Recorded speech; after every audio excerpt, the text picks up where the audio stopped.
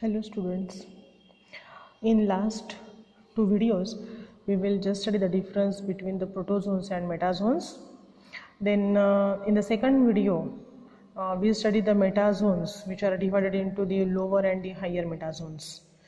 So depending on the embryological development, okay, whatever the development which takes place during the embryological development, the metazoans, they are divided into the two different types or two different groups.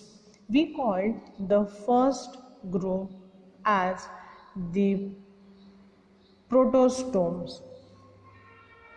Okay, protostomes, or we also called it as the protostomia.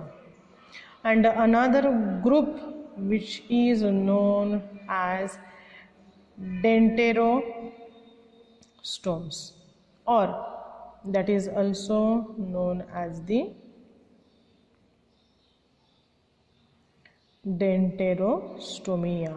Okay, so these are the two groups, protostomes and the dentarostomes.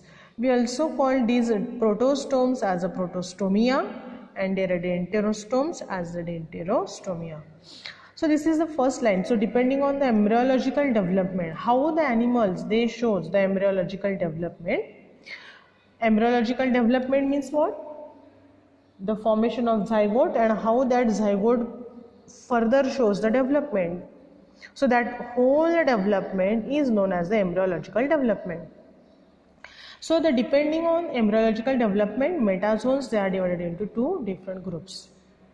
So in case of the protostomes, which is the first group, many phylums are there. For example, the different types of the flatworms, we also called the flatworm as the Platyhelminthes. Okay, so either you call it as a flatworm or you may call it as Platyhelminthes. So the Platyhelminthes, then Annelida, Mollusca and Arthropoda and many other smaller phylum, they included here in the protostomes. As the protostomes, they shows the spiral cleavage, and the spiral cleavage is the characteristic feature of the protostomes. Okay, spiral cleavage, which is the characteristic of the protostomes. Then next to that, the second type, which we called it as the dentarostomes, the different, for example, different types of animals, they are included here in the dentarostomes. For example, the echinoderms, many animals from the echinoderms, as well as the chordates and several smaller phylums, they are of dentarostome type because they shows the radial cleavage, and some of them, they shows the indeterminate cleavage. Okay, we called it as the indeterminate cleavage. So radial cleavage or indeterminate cleavage is the characteristic of dentarostome.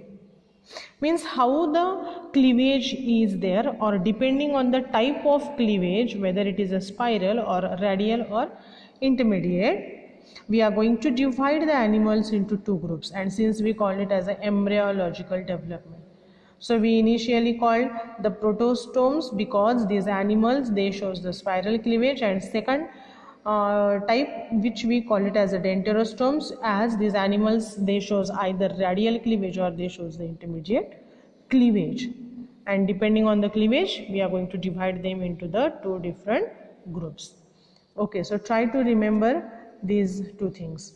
In the next video, we will study the theories which are responsible for the formation of, or we are saying that the theories which are regarding the origin of the metazoa, because there are many scientists, they put forth the different theories, and according to them how the origin of metazoa takes place, they describe it in their theories. So we will study those theories later on in the next few videos. Thank you.